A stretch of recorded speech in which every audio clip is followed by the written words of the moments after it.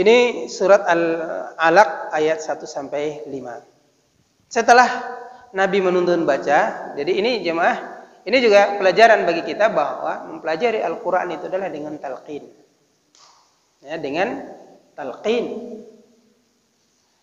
Jadi ada guru membaca, kemudian murid menirukan dulu. Guru baca, murid menirukan.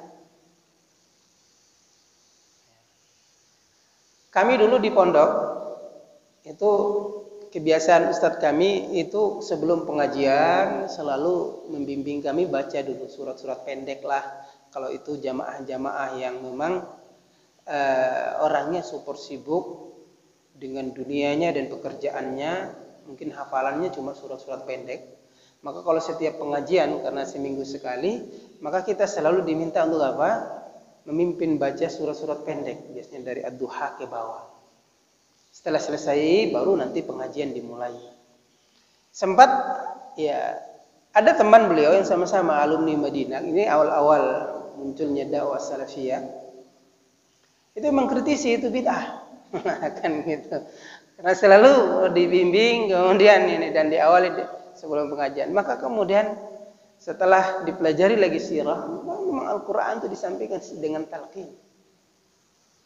Dia ada guru membaca, baru murid menirukan sebagaimana Jibril ketika menyampaikan pertama kali wahyu. Sementara kita tahu Nabi mengatakan ana biqari, aku orang yang tidak bisa membaca.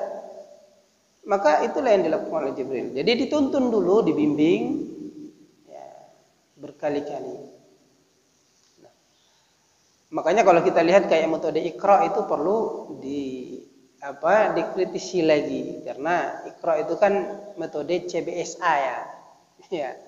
Dulu kan ada di zaman Pak Harto ada dalam pendidikan ada namanya CBSA, apa namanya itu singkatan, cara belajar siswa aktif, ya CBSA.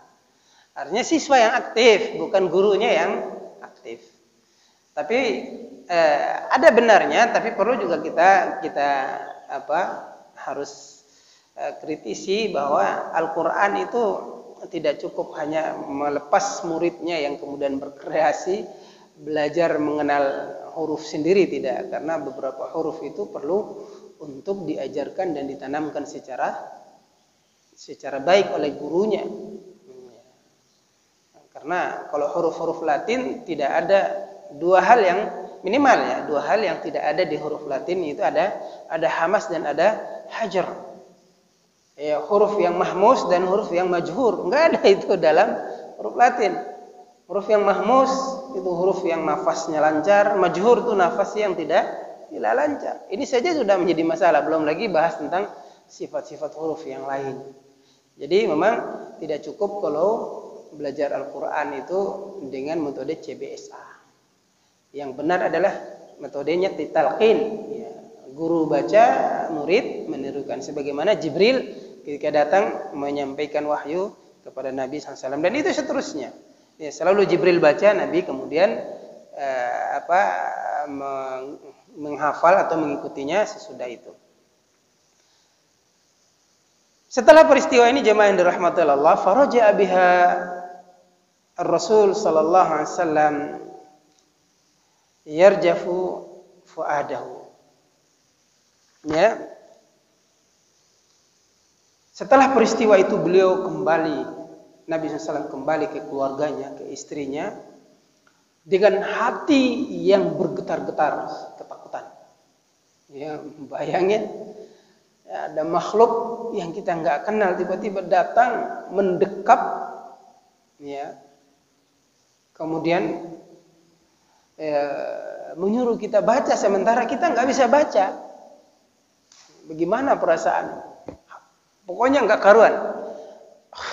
Artinya kita saja kalau berjalan sendirian kemudian menemukan makhluk yang aneh saja, misalnya ada jelmaan jin, naudzubillah, yang aneh gitu saja, kadang-kadang kita sudah rasanya takut luar biasa. Ini bagaimana kemudian didekap, ya, dipeluk dengan pelukan yang erat banget sampai sulit bernafas kata Nabi. Maka tentu ini sangat menakutkan. Demikian juga manusia, fitrah.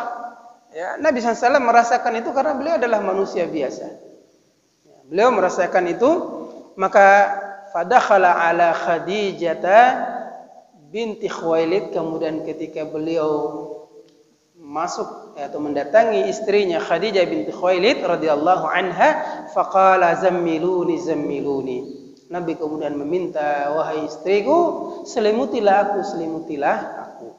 Hatta dhahab fa zammaluhu, kemudian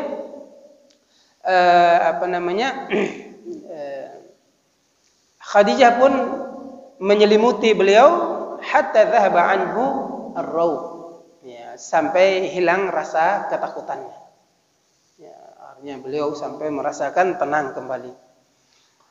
Faqala li Khadijah, ketika Nabi sudah tenang, maka Nabi kemudian berkata kepada Khadijah, wa akhbaraha al-khabar. Beliau mengisahkan peristiwa yang sebenarnya kepada Khadijah. Apa yang beliau alami dari pertemuannya dengan sosok makhluk aneh tadi, yaitu malaikat Jibril tadi. Dengan semua peristiwa sampai kepada bacaan tadi, Iqra, dan sampai seterusnya.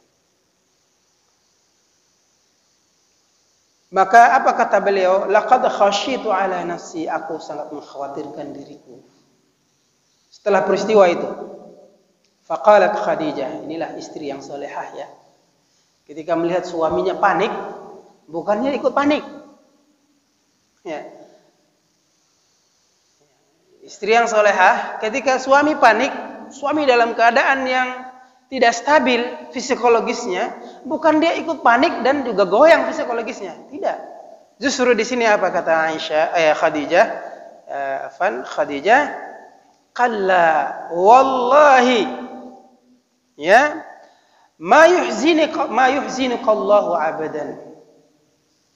Sekali-kali tidak, wahai Muhammad, wallah, demi Allah, Allah tidak pernah, ya, menyengsarakanmu selama-lamanya.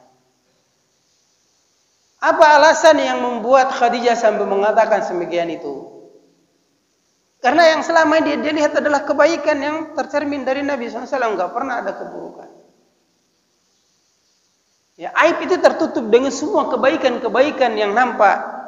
Ini di hadapan Khadijah. Dan bukan hanya di hadapan Khadijah, tapi semua orang yang merasakan. Innaka latasilur rahim. Sungguh engkau orang yang senantiasa menyambung tali silaturahim. Wa tuhammilul kal. Orang yang suka, ya, menanggung beban derita orang lain. Kalau ada orang yang mengalami kesulitan, maka beliau oleh orang yang terdepan yang kemudian segera menyelesaikan kesulitannya. Ya, wa taksibul ma'dum, dan orang yang senantiasa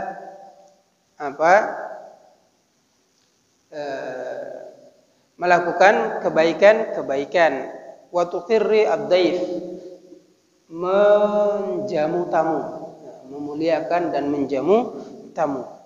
Maksudnya di sini menjamunya, bukan hanya sekedar memuliakan, karena ada orang yang memang memuliakan tapi lupa menjamunya.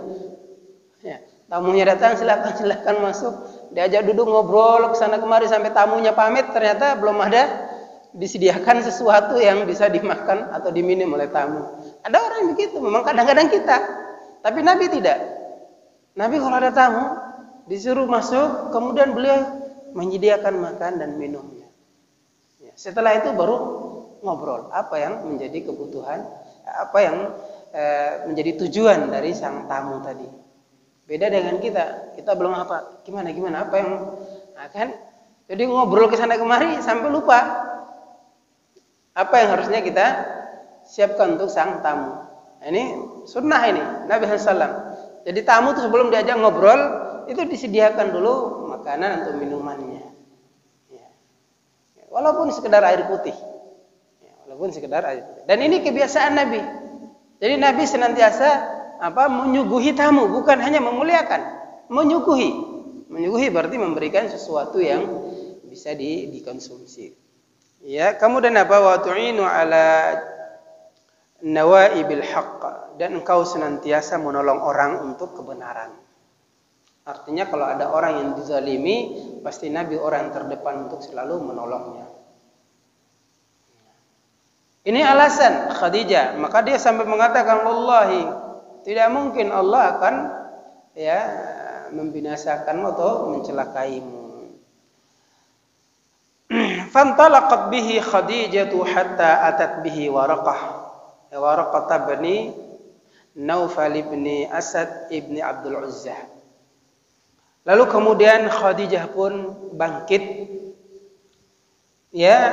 dan mengajaknya Nabi SAW untuk menemui Waraqah bin Naufal bin Asad bin Abdul Uzzah,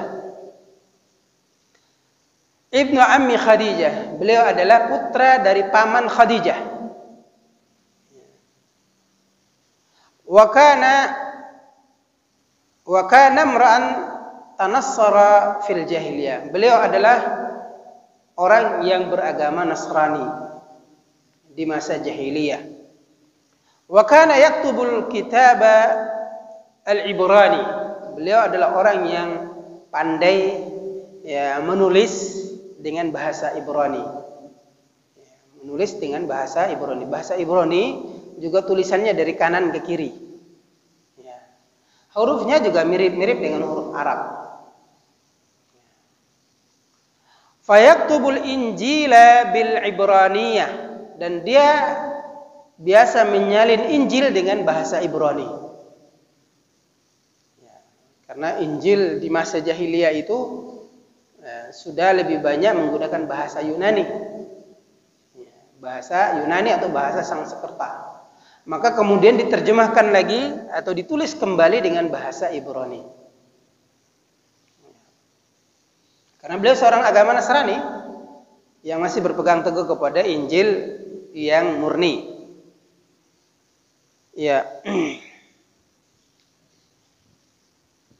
Masya Allahu an yaktuba, dan semua itu adalah kehendak Allah sesuai dengan kemampuan yang beliau miliki untuk menulis. Wa kana syaikhan wa qada umyun. Beliau pada saat itu sudah umur sangat tua dan sudah membuta. Walaupun dia sudah buta, umurnya sudah tua, tapi beliau masih bisa menulis dengan keadaan seperti itu. Faqalat lahu Khadijah, maka kemudian Khadijah berkata kepadanya, ya ibna ammi, isma' min ibni akhika, wahai anak pamanku, tolong dengarkan apa yang menjadi penuturan daripada putra saudaramu ini, yaitu maksudnya Nabi. Faqala lahu Waraqah, maka kemudian Waraqah berkata kepada ya ibn akhi, madza tara? Wahai putra saudaraku, apa yang telah engkau saksikan? Faqala lahu atau fa akhbarahu Rasulullah sallallahu alaihi wasallam khabarun ma ra'a. Kemudian Nabi mengisahkan peristiwa apa yang beliau alami tadi dari awal sampai akhir. Maka faqala lahu Waraqah, kemudian Waraqah pun berkata kepada Nabi SAW, hadzan namusu alladzi nazzalallahu ala Musa. Ini adalah an-namus. Namus ini adalah nama lain dari Jibril dalam bahasa Ibrani. Bahasa Ibrani adalah an-namus. Hadzal namus, ini adalah an-namus, yaitu Jibril. Alladzi yang nazalallahu ala Musa, yang Allah pernah turunkan kepada Nabi Musa. Artinya pernah Allah utus juga kepada Nabi Musa. Ya laitani fiha jaz'an ay qawiyan juldan. Duhai sekiranya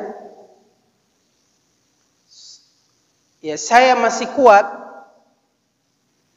saya masih memiliki kekuatan dan masih memiliki kemampuan, laitani akuna hayyan, dan kiranya saya masih hidup, idh yukhrijuka qaumuk,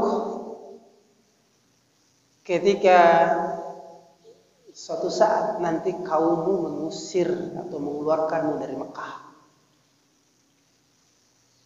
Faqala Rasulullah SAW, maka waktu itu Muhammad, ya Rasulullah SAW heran. Kemudian beliau mengatakan, au mukhrijihum, apakah kaumku benar-benar akan mengusirku? Artinya beliau heran.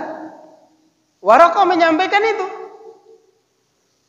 Sekiranya saya masih kuat, saya masih mampu, saya masih punya tenaga, ketika melihat kaummu mengusirmu, maka saya akan menolongmu. Dengan segala kemampuanku, kata Waraqah.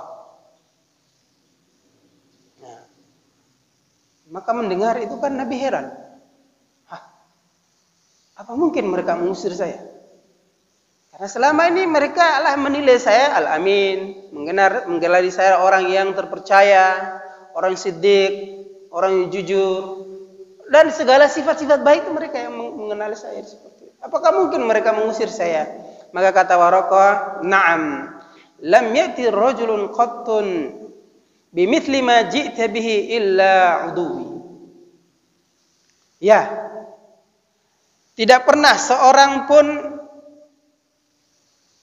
yang diberi risalah oleh Allah seperti yang apa yang engkau dapati ini, kecuali dia akan dimusuhi.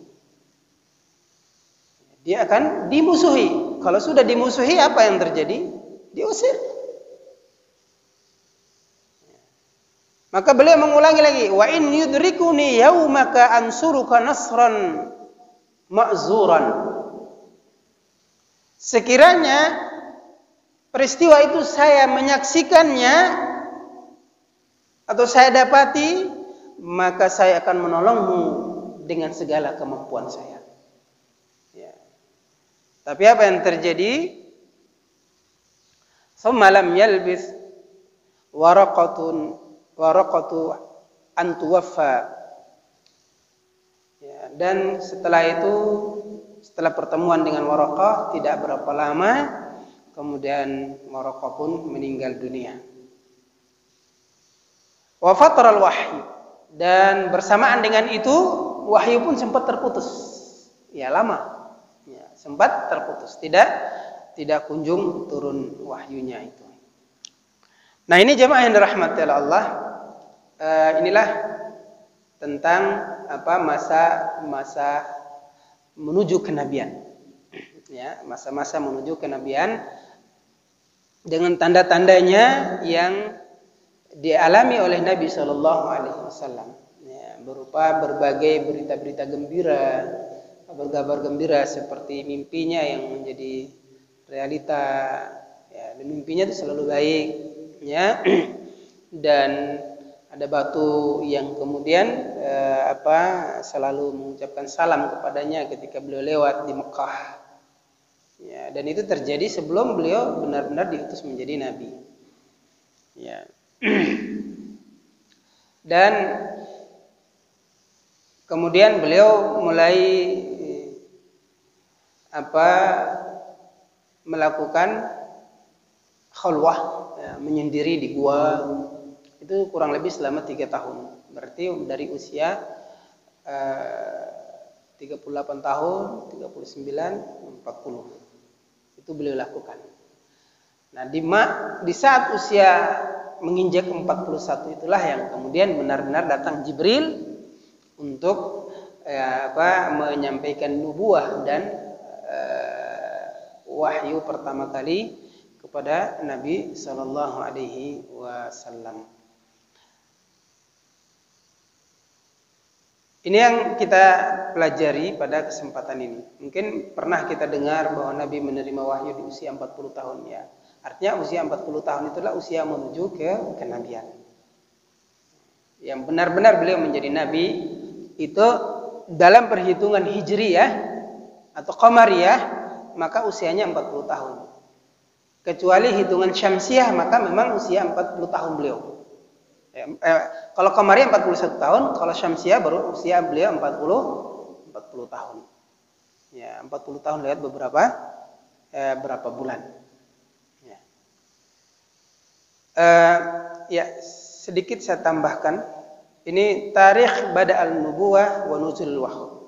Ya, tanggal ya awal turunnya nubuwah dan wahyu. Singkat saja, yatil kal kisah bidayatun nubuwah, yaitu kisah tentang awal mula diangkatnya Nabi menjadi nabi serta wahyu pertama kali turun. Ya, wa qad kana dzalika fi Ramadan, dan itu terjadi di bulan Ramadan, fi Lailatul Qadri, pada malam Lailatul Qadar. Ya, sebagaimana firman Allah, syahrul Ramadan alladzi unzila fihi al-Qur'an, bulan Ramadanlah awal mula diturunkannya Al-Qur'an. Dan Allah mempertegaskan lagi dalam surat Al-Qadar, yaitu inna anzalnahu fi lailatul qadar. Sungguh Al-Qur'an ini kami turunkan pertama kali di malam Lailatul Qadar. Wa qad afadat al-ahadits as-sahihah, dan banyak hadis-hadis sahih yang mengabarkan kepada kita bahwa anna dzalika kana lailatun yaumal itsnain qabla an yatlu al-fajr. Ya. Bahwa malam itu adalah malam Senin.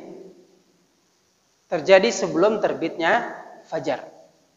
Jadi Lailatul Qadar, awal mulanya turun Al-Qur'an kepada Nabi itu terjadi pada malam Lailatul Qadar di bulan Ramadan, di malam Senin sebelum terbit fajar. Wa haitsu inna Lailatul Qadar, di mana malam Lailatul Qadar taqau fi witri min layali asyril awakhir min Ramadan. Bahwa malam Lailatul Qadar ini terdapat pada malam-malam ganjil di 10 hari terakhir Ramadan. Catat ya, 10 hari terakhir, bukan hari ke-21 dan seterusnya. Karena kita tahu bulan Hijriyah atau bulan Qamariyah hitungan cuma 30 hari, rata-rata 29 hari. Ya, dan bahkan dalam riwayat ya, Nabi hanya sekali saja berRamadan 30 hari. Selebihnya 29 hari. Nabi hanya mengalami Ramadan itu 30 hari hanya sekali. Selebihnya 29 hari. Berarti 10 hari terakhir bukan hitungannya dari awal, tapi hitungannya adalah 10 hari terakhirnya. 10 hari terakhirnya. Makanya Imam Nawawi mengatakan, jangan salah, jangan pikir malam Lailatul Qadar itu 21 dari hitungan awal. Salah, bisa jadi salah kita. Karena malam 21 dari hitungan hari pertama Ramadan itu bisa jadi malam genapnya di 10 hari terakhir. Jadi yang benar adalah 10 hari terakhirnya. Jadi kita hitung 10 hari terakhir apa? Kalau misal di hari ke-29 itu terlihat hilal, atau dalam sekarang ini dalam hitungan hisabnya dipandang hilal sudah muncul di hari ke-29, maka berarti kita sudah tahu kalau begitu 10 hari terakhir itu di hari keberapanya? Di hari ke-19-nya. Kita mulai hitung hari pertama dari 10 hari terakhir Ramadan adalah hari ke-19-nya. Jangan hitung dari awal, hari ke-20-nya. Kita nggak dapat, nanti salah kaprah kita.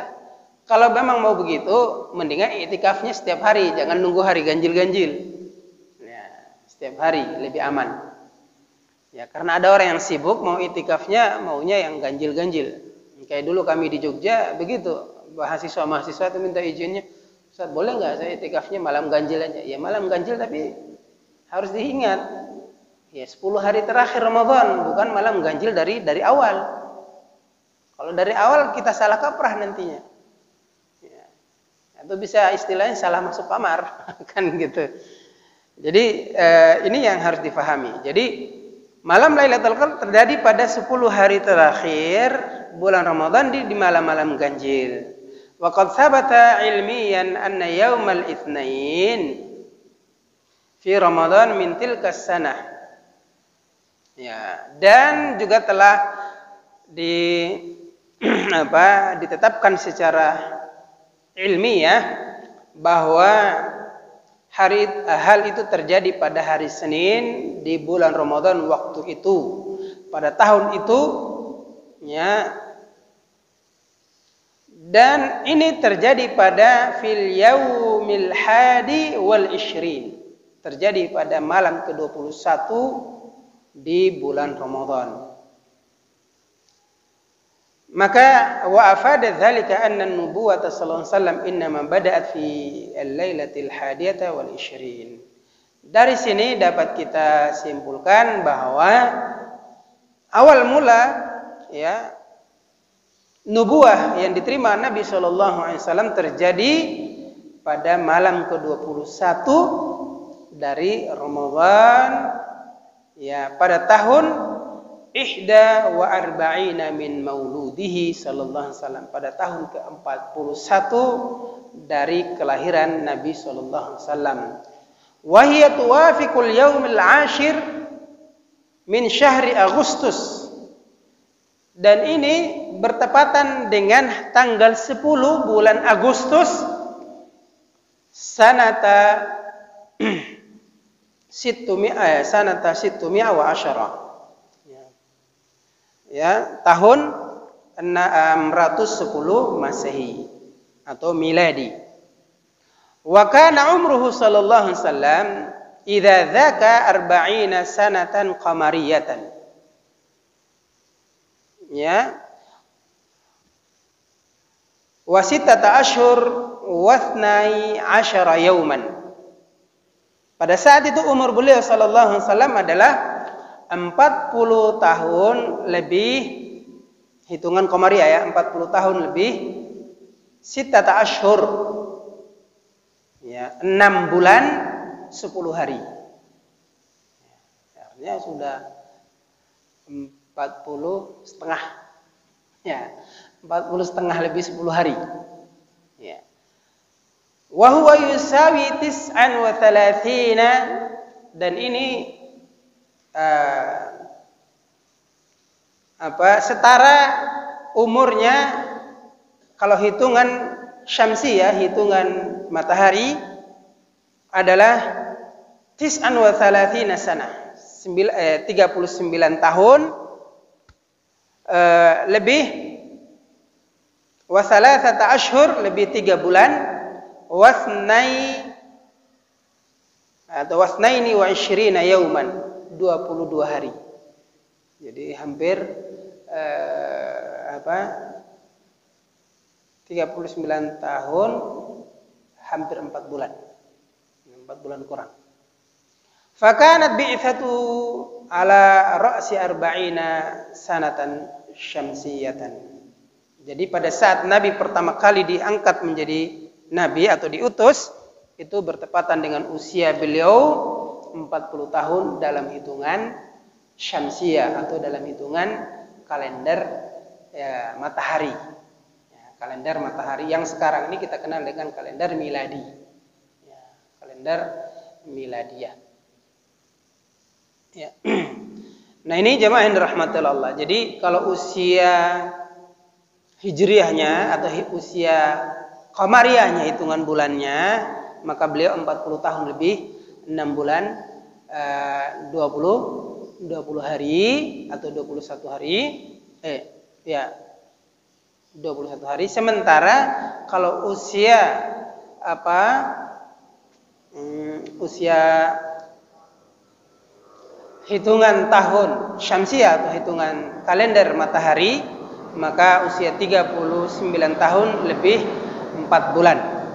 Ini bertepatan dengan tanggal 21 Ramadan di tahun itu, atau bertepatan dengan tanggal 10 Agustus. 10 Agustus tahun 610 Masehi. 610 Masehi. Nah, kenapa hijriyahnya belum ditetapkan? Karena hijriyah itu penetapannya di zaman Umar bin Khattab. Ya. Tetapi orang Arab dahulu mereka menghitung tahun itu menggunakan bulan, bukan matahari. Jadi mereka sudah mengenal Muharram, ya Safar, kemudian apa? Rabiul Awal, Rabiul Akhir, Jumadil Awal, Jumadil Akhir, ya. Kemudian ada Rajab, Sya'ban, Ramadan, ya, Syawal, Dzulqa'dah, Dzulhijjah. Itu adalah mereka sudah mengenal, walaupun ada beberapa nama bulan yang kemudian diganti oleh Nabi sallallahu alaihi wasallam, ya. Tapi 12 bulan itu sudah ada, dikenal, ya. Dan bulan-bulan haram 4 bulan itu mereka sudah kenal di zaman jahiliyah. Makanya mereka berperang juga harus hati-hati. Maka lihat ketika Nabi SAW mengutus, ya, Abdullah bin Jahash untuk memata-matai pasukan Quraisy, itu kan bertepatan pada apa? Kalau nggak salah akhir daripada bulan Jumadil Akhir, ya, akhir pada bulan Jumadil Akhir, dan itu di Taif. Nah, Taif waktu itu belum wilayah haram, apa? Dimata-matai, lihat bagaimana kehidupan orang Quraisy. Malah Abdullah bin Jahash menyerang, kemudian membunuh 2 orang yang pembawa dagang tadi, lalu kemudian merampas hartanya. Maka ketika sampai di Madinah, Nabi SAW marah karena Nabi tidak menyuruh untuk menyerang. Ya, Nabi hanya menyuruh dimata-matai, dilihat bagaimana kehidupan orang Mekah. Keputusan yang diambil oleh Abdullah pun karena pertama gini, ini hari terakhir bulan yang boleh kita serang, boleh kita perang. Kalau besok sudah nggak boleh, besok bulan Rajab, bulan haram, nggak boleh. Tapi kalau nunggu, ya menunggu saja. Ya, misalkan menunggu untuk itu bulan Rajab, maaf. Itu akhir bulan Rajab, jadi bulan haram, ya, akhir bulan Rajab. Kalau menunggu besok, maka mereka sudah masuk wilayah haram, maka nggak boleh juga berperang di wilayah haram. Kan tanah haram dan bulan haram itu kan dilarang kita berperang dalam Islam. Ya, dalam Islam itu dilarang kita berperang. Ya. Dalam artian dilarang berbuat zalim. Maka dalam ayat itu fala tazlimu fihinna, jangan kalian berbuat zalim, berbuat aniaya di bulan-bulan haram itu. Zalim pada diri kita, apalagi zalim pada orang lain. Tidak boleh. Ya, tidak boleh. Nah, itu bulan-bulan haram. Makanya waktu itu Ubaidillah berpikir, kalau tidak diserang sekarang, besok dia lebih parah lagi karena sudah masuk wilayah haram, nggak boleh. Kan dua-duanya haram itu.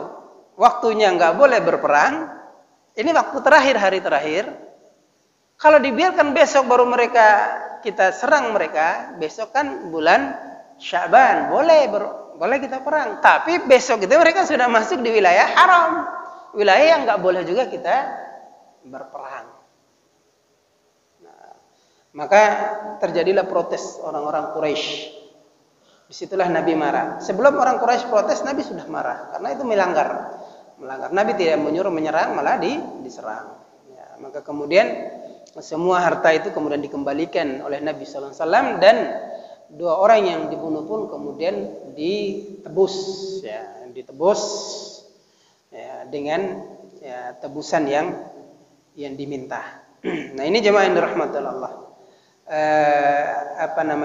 Usia Nabi SAW. Jadi pada saat beliau menerima wahyu itu secara hitungan tahun bulan, maka artinya perhitungan bulan, tahun dalam perhitungan bulan, maka usia beliau adalah 40 lebih, masuk 41 tahun. Sementara kalau usia dalam perhitungan tahun matahari atau sekarang kita kenal dengan Masehi, maka usia beliau waktu itu adalah 39 tahun lebih 4 bulan, kurang lebih. Ya. Bertepatan di malam 21 Ramadan, malam Senin, atau bertepatan dengan tanggal 10 Agustus tahun 610 Masehi. Wallahu taala alam. Mungkin ini dulu, insyaallah pada pertemuan yang akan datang kita lanjutkan pembahasan selanjutnya. Hadanallahu wa iyyakum ajma'in wa sallallahu wasalli ala nabiyina Muhammadin wa ala alihi wa sahbihi ajma'in wa akhiru da'wana alhamdulillahi rabbil alamin.